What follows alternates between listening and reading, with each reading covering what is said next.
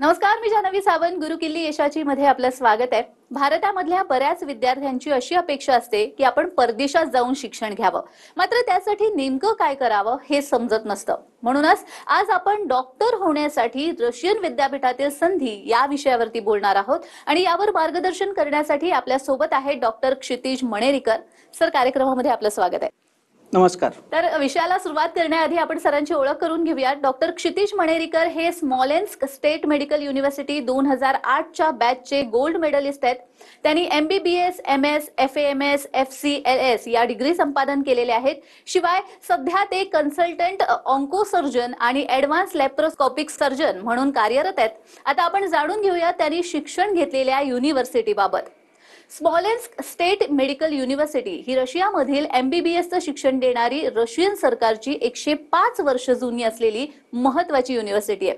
भारतीय विद्यार्थ्यांचे MBBS doctor होण्याचं स्वप्न मोठ्या प्रमाणात पूर्ण करणारं विद्यापीठ अशी ख्याती मिळवलेली ही संस्था असून गेल्या 23 वर्षांपासून भारतातून मोठ्या प्रमाणात अतिशय विश्वासाने विद्यार्थी इथे जात असून 100% यश संपादन करून परत भारतामध्ये येऊन नामांकित असलेल्या मोठमोठ्या हॉस्पिटलमधून निष्णात डॉक्टर म्हणून रुग्णसेवा करतायत.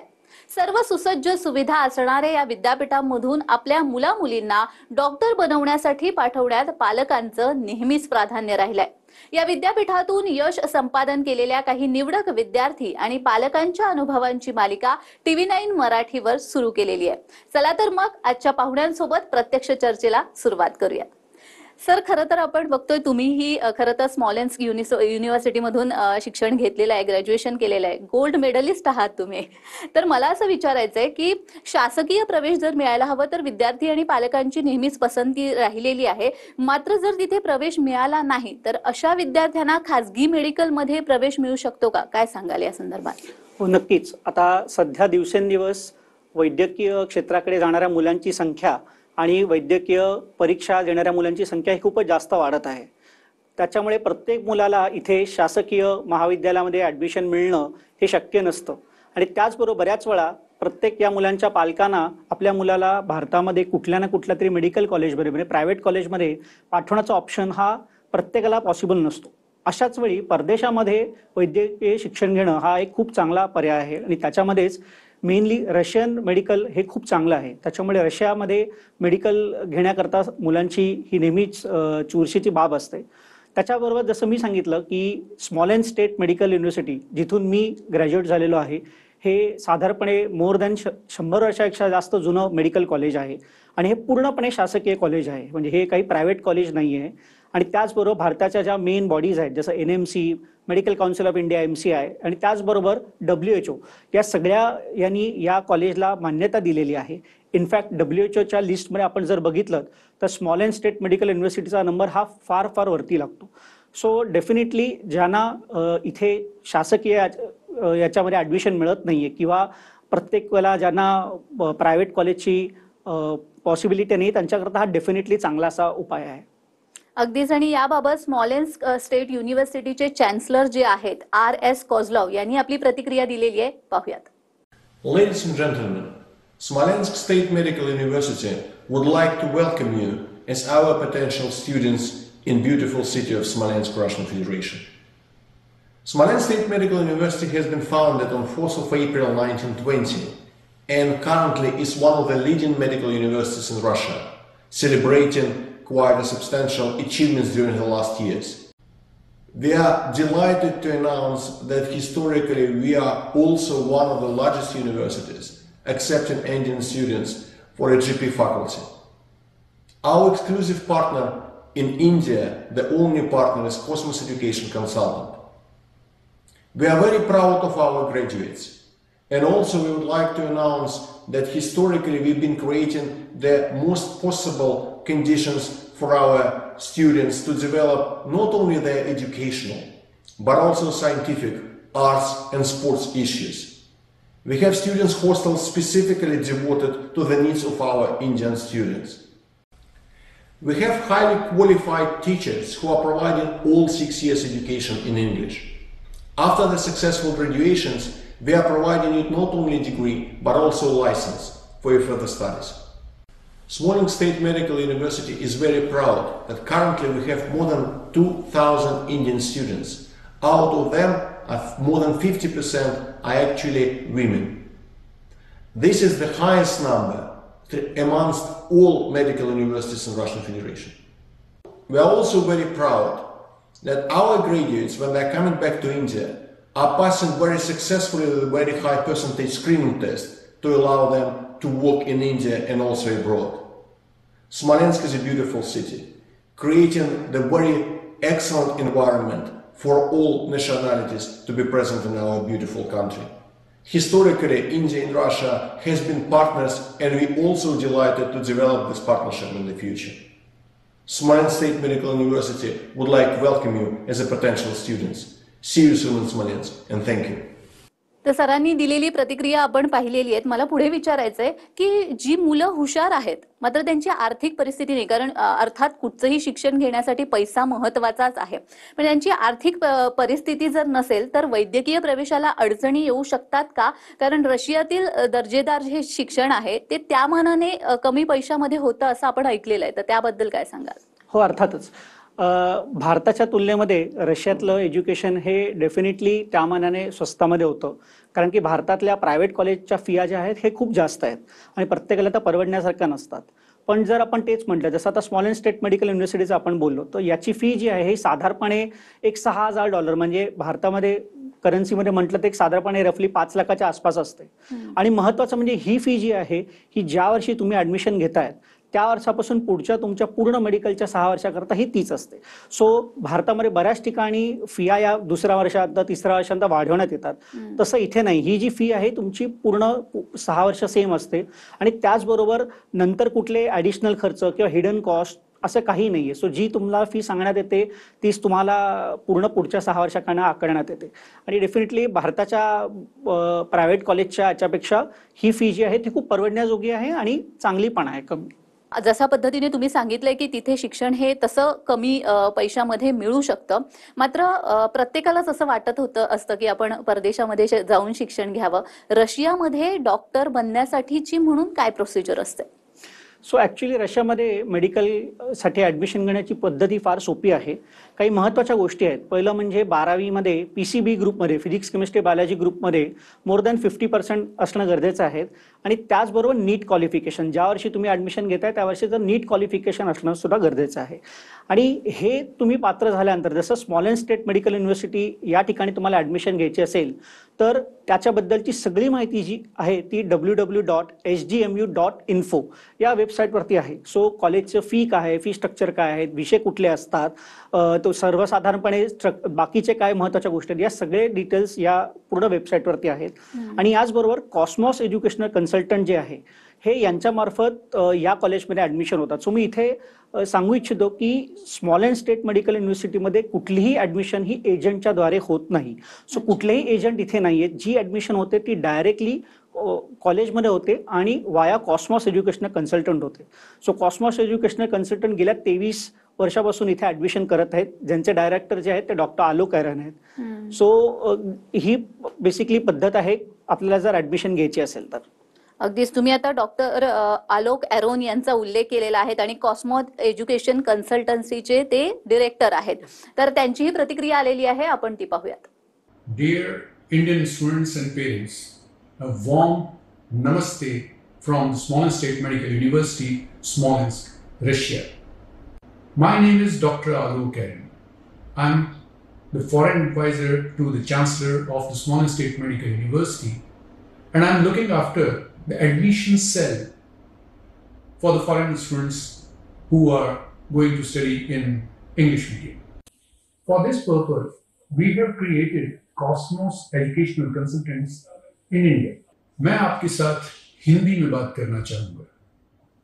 स्मॉलेंस्क स्टेट मेडिकल यूनिवर्सिटी की स्थापना सन 1920 में हुई थी और 2020 में इस यूनिवर्सिटी ने अपने 100 साल पूरे किए थे. स्मॉलेंस्क स्टेट मेडिकल यूनिवर्सिटी में सन 2002 से इंडिया के स्टूडेंट्स का एडमिशन का काम मैं देखता हूं और अब तक स्मॉलेंस्क स्टेट मेडिकल यूनिवर्सिटी में 5000 से ज्यादा इंडिया के बच्चों का एडमिशन हो चुका है और उनमें से 3000 से ज्यादा इंडिया के बच्चे यहां से ग्रेजुएशन करके निकल चुके हैं।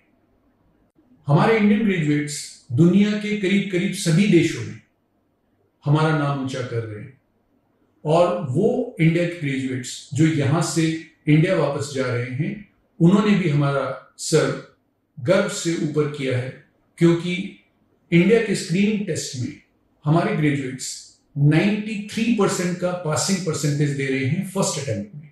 इसको कंपैरिजन के तौर पे देखना चाहिए, क्योंकि दूसरी यूनिवर्सिटी से आने वाले जो ग्रेजुएट्स हैं वो 22-23% से ज्यादा का फर्स्ट अटेम्प्ट में पासिंग परसेंटेज नहीं दे रहे।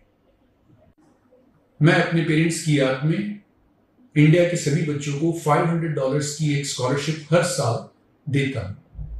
इसके बारे में डिटेल में आप हमारी साइट के ऊपर देख सकेंगे। इसके अलावा हर टॉपर बच्चे को भी उसकी पूरी फीस के बराबर स्कॉलरशिप मैं अपने पेरेंट्स की याद में दे रहा हूं।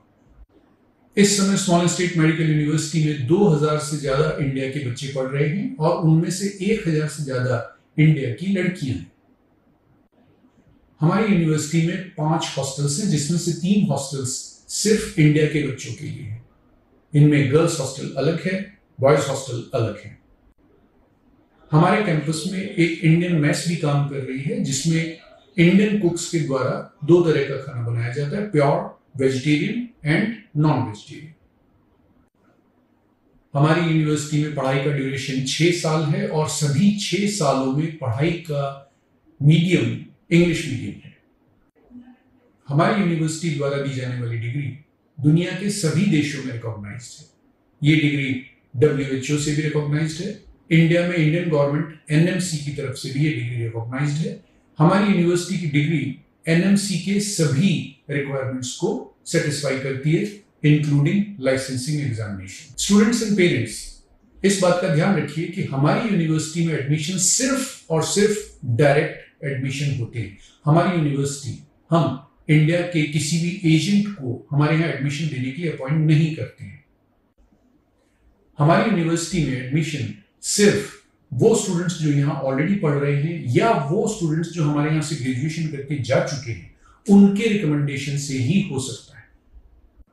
So all Indian students who are willing to join Smolensk state medical university this year, you are most welcome. Best of luck. Doctor Alok Aaron यांची आपण प्रतिक्रिया नुकतीच ऐकलेली आहे। मला एक विचारायचं आहे की शिक्षणासाठी म्हणून भारतातले जे विद्यार्थी जे रशियामध्ये शिक्षण घेणार आहेत, त्यांच्यासाठी स्कॉलरशिपची वगैरे काही व्यवस्था असते का, आणि ती कशा पद्धतीने असते? सो बेसिकली रशियामध्ये असं कुठलंही कॉलेज नाही जिकडे शिक्षण घेणाऱ्या भारतीय विद्यार्थ्यांना किंवा दुसऱ्या कुठल्याही देशातल्या विद्यार्थ्यांना कुठली स्कॉलरशिप असते। पण स्मॉलेंस स्टेट मेडिकल युनिव्हर्सिटीमध्ये मात्र ही स्कॉलरशिप आहे, जी Cosmos educational consultant doctor Alok Aaron जे आहेत त्यांच्या आई वडिलांच्या स्मृतीप्रित्यर्थ ही स्कॉलरशिप दिली जाते। आणि 2 प्रकारची स्कॉलरशिप आहे।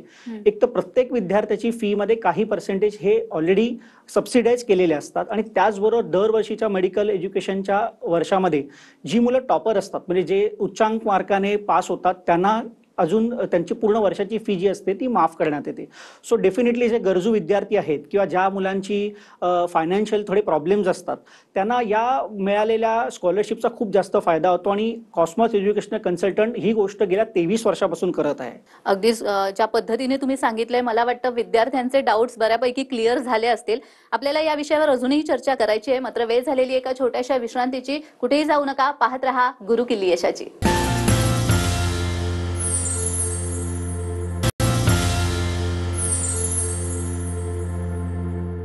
विश्रांतीनंतर सर्वांचं पुन्हा एकदा स्वागत आहे, आणि आज आपण चर्चा करतो आहोत डॉक्टर होण्यासाठी रशियन विद्यापीठामध्ये काय काय संधी आहेत, कोणकोणत्या संधी आहेत या विषयावरती, आणि आपल्याला मार्गदर्शन करतायत डॉक्टर क्षितिज मणेरीकर। सर, तुम्ही जसं ज्या पद्धतीने सांगितलेलं आहे की रशियामध्ये जर शिक्षण घ्यायचं असेल या स्मॉलेंस स्टेट युनिव्हर्सिटीमधून, तर स्कॉलरशिपची व्यवस्था सुद्धा बऱ्यापैकी करण्यात आलेली आहे। मात्र विद्यार्थ्यांना एक उत्सुकता असते, ती म्हणजे की तिथलं शिक्षण हे कोणत्या माध्यमात होत असतं, आणि शिक्षणाची एकूणच पद्धती तिथली काय असते? सो स्मॉलेंस स्टेट मेडिकल युनिव्हर्सिटीमध्ये जे पण पूर्ण एज्युकेशन आहे 6च्या 6 वर्ष हे पूर्णपणे इंग्लिश मीडियममध्ये आहे। तिथलं जे मेडिकल सिलेबस आहेत, जी वैद्यकीय शिक्षणाची पुस्तकं आहेत, ही सगळी भारतामध्ये जी वापरली जाते. सो इंडियामध्ये जी आपण पुस्तकं वापरतो तीच सगळी फॉरेन ऑथरची इंग्लिशमधली पुस्तकं आहेत. सो तुमचं एज्युकेशन जे असतं हे कम्प्लिटली इंग्लिशमध्ये असतं. हे जे सगळे प्रोफेसर्स आहेत ते गेले 23-24 वर्षापासून भारतीय विद्यार्थ्यांना शिकवत आहेत. त्याच्यामुळे भारतीय विद्यार्थ्यांशी कसा रापो साधायचा, त्यांना कुठल्या भाषेत समजावणं सोपं जातं, हे सगळं त्या रशियन शिक्षकांना व्यवस्थित माहिती आहे आणि त्याच्यामुळे मुलांचा कुठलाही प्रॉब्लेम होत नाही शिक्षण घेण्यामध्ये. अगदीच. आणि बघा आता मध्यमवर्गीय जो पालक असतो तो जनरली बाहेर परदेशामध्ये आपल्या मुलांना पाठवण्यास तितकासा वैद्यकीय शिक्षणासाठी उत्सुक नसतो किंवा मनाने तयार नसतो, कारण काही असू शकतं की पैसे, महत्वाचा मुद्दा म्हणजे पैसे, आर्थिक अडचण आणि अनेक बऱ्याच गोष्टी. तर तुमचा हा एकूण अनुभव कसा होता, कारण तुम्ही त्या युनिव्हर्सिटीमध्ये शिक्षण घेतलंय, तुमच्या पालकांचा अनुभव कसा होता, काय सांगा? तुम्ही म्हणालात की ऍक्च्युली भारतीय पालक हे फार चिंताग्रस्त असतात जेव्हा आपल्या मुलांना परदेशात पाठवायचं असतं. फायनान्शियली पण बरेच प्रॉब्लेम असतात. पण मी जसं सांगितलं, हे कॉलेज पूर्ण शासकीय कॉलेज आहे, WHO MCI रेकग्नाइज कॉलेज आहे. त्याच्यामुळे भारतामध्ये आपल्याला बँक लोन, एज्युकेशनल लोन हे फार इझिली मिळतं. त्याच्यामुळे पालकांच्या दृष्टीने आणि फी स्ट्रक्चर सेम असल्यामुळे पुढच्या 6 वर्षाचा खर्च जो होणार आहे याची आपल्याला अंदाज आलेला असतो आणि पालक सुद्धा त्या मानाने आपलं पुढचं 6 वर्षाचा आणि शिक्षणाचा खर्च कसा आहे हे आधीपासून विचार करून त्याची हे त्यांना करता येते. आणि त्याचबरोबर जर त्यांचा मुलगा हुशार असेल आणि त्याला स्कॉलरशिप मिळाली तर त्यांचा खर्च अजूनही वाचला जातो. सो या प्रकारे बेसिकली कुठलाही पालक पाठवताना एकतर फायनान्स आणि दुसरी महत्वाची गोष्ट जी असते ती म्हणजे सिक्युरिटी.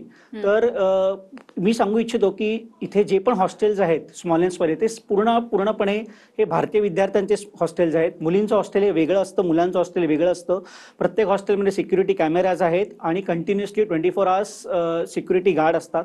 आणि त्याचबरोबर डॉक्टर आलोकरन जे आहेत हे स्वतः तिथेच एका हॉस्टेलमध्ये राहतात. सो त्यांची या सगळ्या मुलांवरती कंटिन्युअसली नजर असते.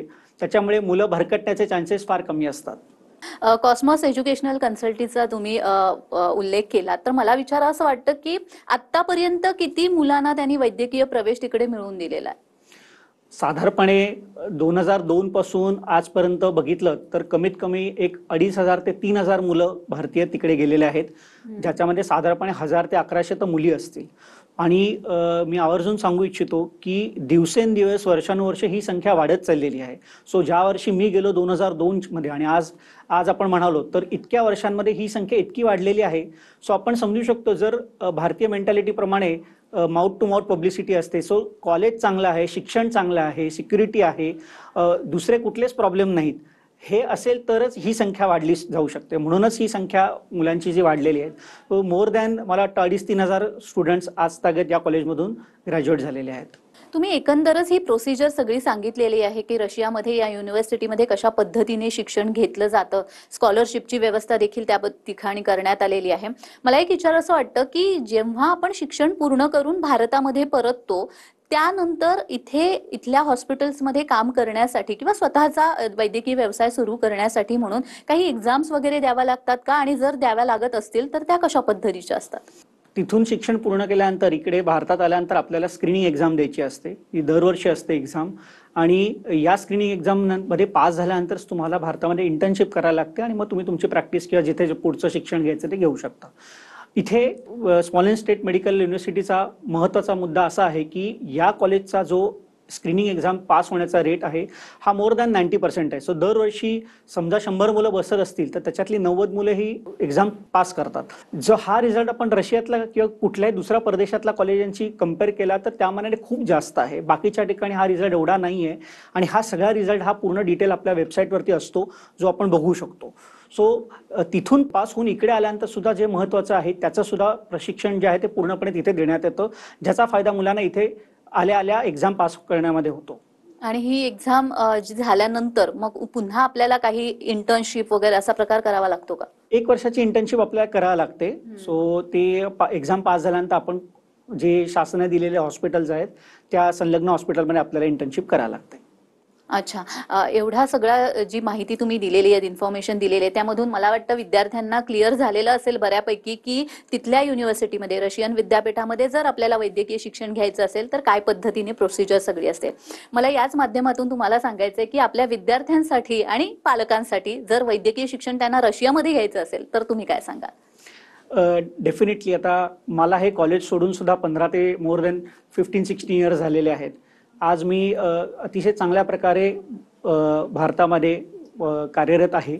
सो मी आवर्जून सांगतो, ज्या पालकांना किंवा ज्या मुलांना भारतामध्ये कुठल्याही कारणामुळे ॲडमिशन घेता येत नाही आहे किंवा मिळत नाही आहे, त्यांच्याकरता स्मॉलेन्स स्टेट मेडिकल युनिव्हर्सिटी हा खूप चांगला ऑप्शन आहे, जो कम्प्लिटली एजंट फ्री आहे. कुठलाही याच्यामध्ये एजंट समाविष्ट नाही आहे. कॉलेजबद्दलची सगळी माहिती आपल्या वेबसाईट www.sgmu.info याच्यावरती आहे. आणि डॉक्टर आलोक एरोन, जे कॉस्मॉस एज्युकेशनल कन्सल्टंटचे डायरेक्टर आहेत, हे प्रत्येक मुलाला गेली कित्येक वर्ष गायडन्स देत आहेत. ते स्वतः तिथे असल्यामुळे प्रत्येक मुलांवरती त्यांचा होल्ड आहे. मुलांचा स्टुडंट व्हिसा घेऊन देण्यापासून त्यांची भारतातून रशियाला जाण्याची सोयी असेपर्यंत आणि मुला मुलीला तिथे सेटल करण्यापर्यंत त्यांचे रिझल्ट जे आहेत ते पालकांना कळावेत, की आपला मुलगा किंवा मुलगी काय करत आहे, ही प्रगती कळावी, याच्याकरता ते रिझल्ट दर 6-6 महिन्यांनी पालकांपर्यंत पोहोचवणे, या सगळ्या गोष्टी गेली बरेच वर्षांपासून करत आहेत. आणि म्हणूनच दरवर्षी ही जी संख्या आहे वाढत आहे.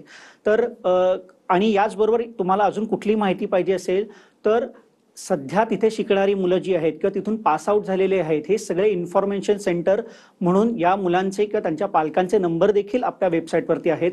तुम्ही कोणालाही फोन करून फर्स्ट हँड इन्फॉर्मेशन घेऊ शकता. सर, खरंच तुम्ही इतकी सुंदर माहिती दिलेली आहेत आणि त्यामुळे मला वाटतं बऱ्याच विद्यार्थ्यांना आता त्यांचं जे विद्यापीठामध्ये बाहेरच्या विद्यापीठामध्ये जाऊन शिकण्याचं जे स्वप्न आहे ते अर्थात पूर्ण होणार आहे. आणि अर्थात तुम्हाला जर काही माहिती हवी असेल तर तुम्ही ती त्यांनी जी वेबसाईट सांगितलेली आहे त्या वेबसाईटच्या माध्यमातून घेऊ शकतात. सर, तुम्ही इथे आलात आणि खूप छान असं मार्गदर्शन केलेलं आहे, त्याबद्दल खरंच तुमचे धन्यवाद. धन्यवाद. तर गुरुकिल्ली यशाची या कार्यक्रमामध्ये आज आपण इथेच थांबतोय. पुन्हा एकदा भेटणार आहोत एका नवीन विषयासह. तोपर्यंत पाहत रहा TV9 मराठी.